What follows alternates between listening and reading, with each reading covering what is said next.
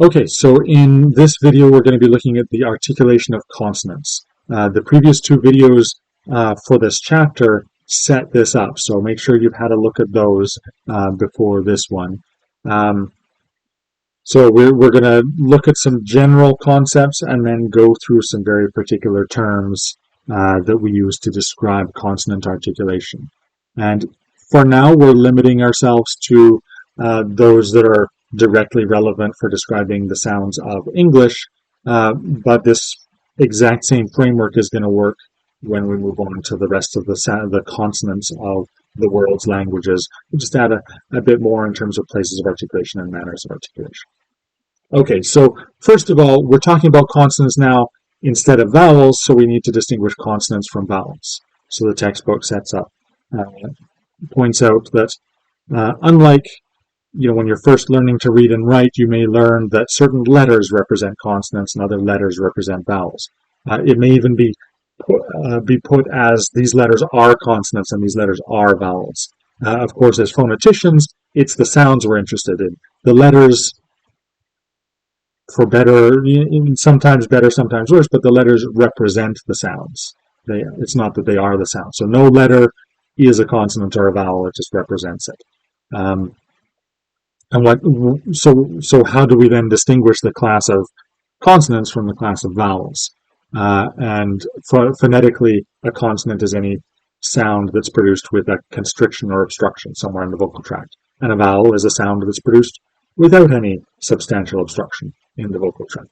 Okay, so there we go. So once we have that sorted out, we'll look at vowels in the next video. Now, what's important about consonants? How do we tell one consonant from another consonant? Some of them are voiced and some of them are voiceless. In the last video, we talked a little bit about the larynx and how we produce voicing versus voicelessness. And then, given that every consonant is a consonant by virtue of the fact that there's a constriction somewhere in the vocal tract, we can describe it in terms of where that constriction is and what the nature of that constriction is. So we have place of articulation, where, and manner of articulation, how. All right, so let's move on to places of articulation. And the list that we get here is almost identical to the list that we got in the previous section where we were looking at the diagram of the vocal tract. And we had the lips, labial sounds. We had the teeth, dental sounds. We have bilabial and labiodental sounds, so sounds that involve a couple of these. We have the alveolar ridge for alveolar sounds. We have post-alveolar sounds, which are sort of just behind the alveolar ridge, but not quite at the palate, where palatal sounds are produced. We have the velum, where velar sounds are produced, and the glottis, where glottal sounds are produced.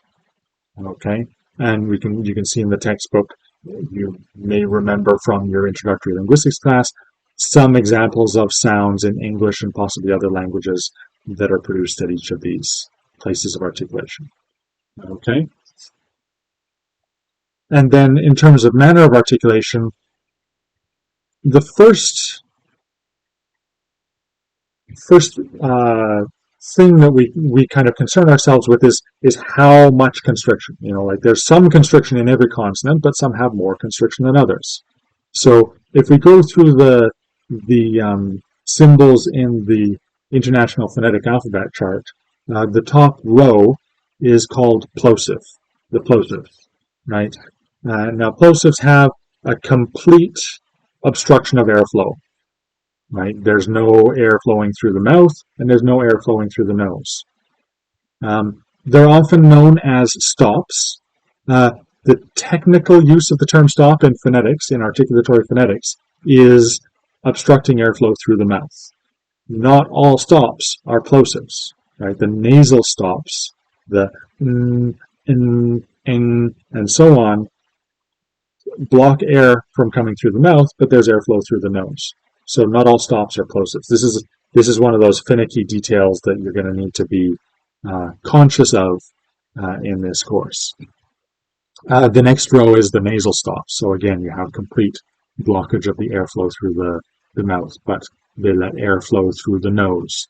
The IPA chart calls this row just nasals, do remember, and so when you have the word nasal on its own, unmodified, no context, it tends to refer in phonetics to a nasal stop. But we have nasal vowels in the world's languages, so when you want to be precise, it's good to say nasal stop, the full name. Fricatives don't have complete blockage of the airflow through the mouth. There's enough blockage that you get that characteristic frictiony sound. We'll learn more about the acoustics later on, but all of these fricatives have some kind of a hissiness about them, and that's due to that narrow constriction. Affricates we learn about in this section. They don't actually have their own row in the IPA chart because an affricate is a combination of a stop and a fricative at the same place of articulation. So in English we have ch and j.